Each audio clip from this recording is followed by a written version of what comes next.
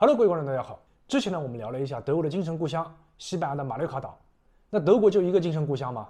顯然不是，它還有第二個精神故鄉，也在西班牙。馬略卡島呢，在西班牙的東邊。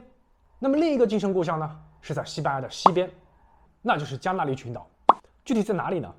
那如果按照國家劃分來說，西班牙是屬於歐洲國家，那這個地方呢，屬於西班牙的。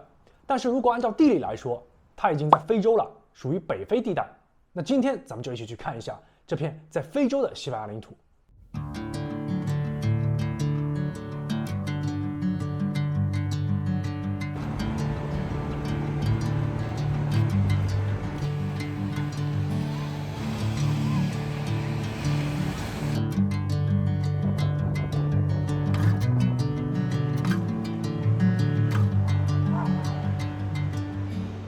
这个加那利群島呢，有很多的小島組成。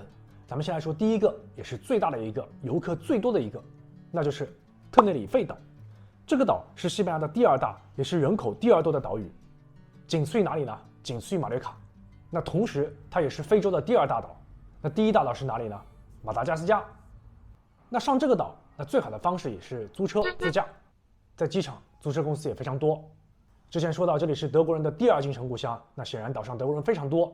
你看這個超市遍布啊，德國超市 Lidl。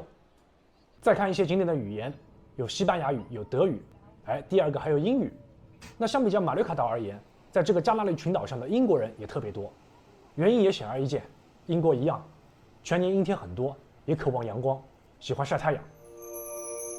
咱們先說一下這個島的整體印象啊，島上相對還是比較乾淨的，而且就一個島而言，它的基礎建設做得也不錯。另一個，它畢竟是在非洲了嘛，而且是靠近赤道這一帶，所以呢，整體就是很有熱帶的感覺。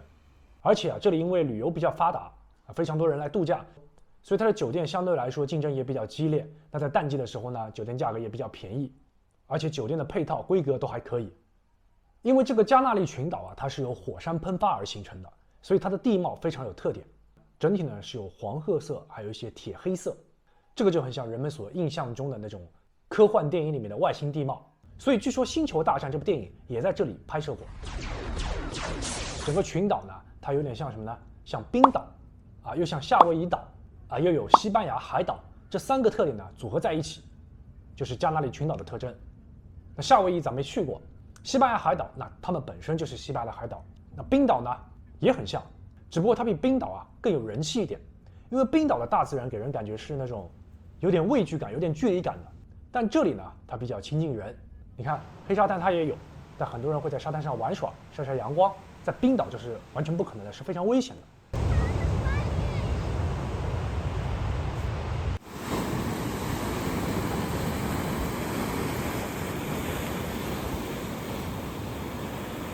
然後從白天到晚上，你可以看到各種各樣的海景。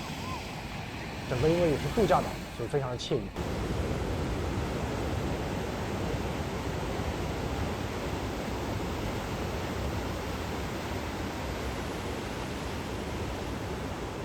除了這些自然風光以外，它上面還有一個動物園，叫羅羅公園。它另一個大家熟悉的名字就叫鸚鵡公園。別小看在這個小島上的動物園，它可號稱是全球最佳的動物園。那動物園裡有什麼？那最早也是最有名的就是鸚鵡。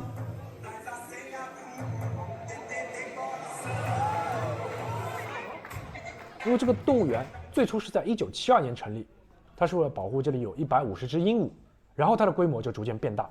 它也是比較早開始打造一個在自然生態公園裡面的一個動物園，裡面當然有非常多的鸚鵡，也有很多其他的動物，還有動物表演。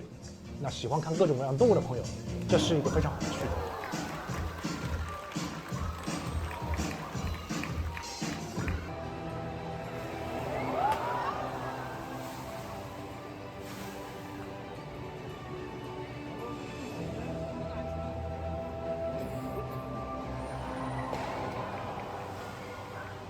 如果你要看其他的，看點人文建築的，這裡還有一個非常重要的建築，就叫特內里費禮堂。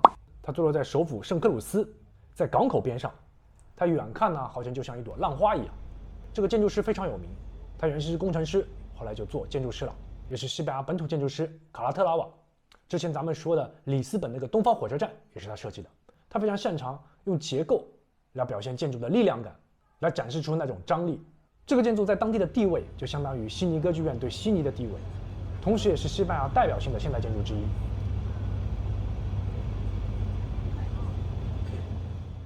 那我们再来讲吃的方面，在岛上西班牙菜就不过多介绍了吧。不只是西班牙菜，咱们中餐肯定也有，而且是熟悉的沙县。看看这个價格，那整體放歐洲來說差不多，但是你要想遠道而來，你能看到那碗熟悉的沙縣，那這個吃起來心裡可是熱乎乎的。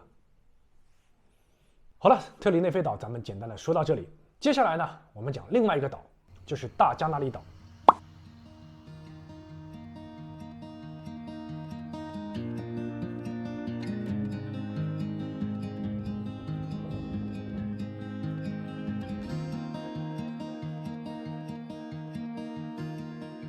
這個島我們華人所熟知的就是三毛與荷西的故事。這個島是他們生活時間最長的地方，最著名的就是三毛舊居，正好是在這個鎮上，而它的門牌號就是3號。就在這一棟帶着小花園的白色民居當中，三毛寫下了很多作品。對於文學或者對於他們這段經歷感興趣的朋友，可以去打個卡。整個島上的景色啊，它這個樹啊修的是又方又圓，建築呢也是這種熱帶的感覺。最著名的就是一個大的沙漠，這個沙漠可以走過去啊，但是走過去的過程呢，這個風很大，要做好吃沙的準備。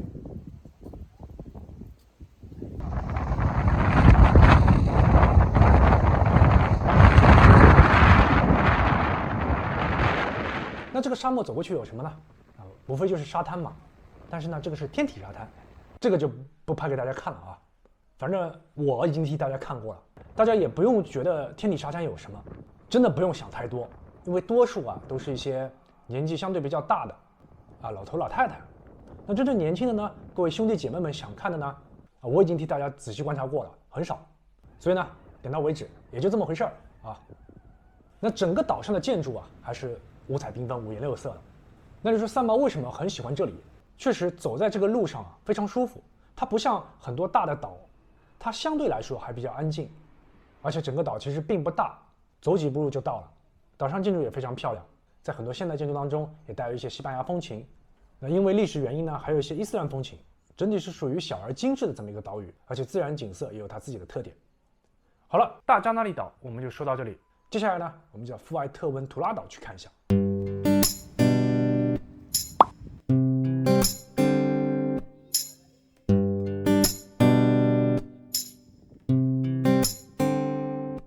這個富艾特溫圖拉島是加那利群島面積第2大的島，也是地質年齡最古老的島嶼。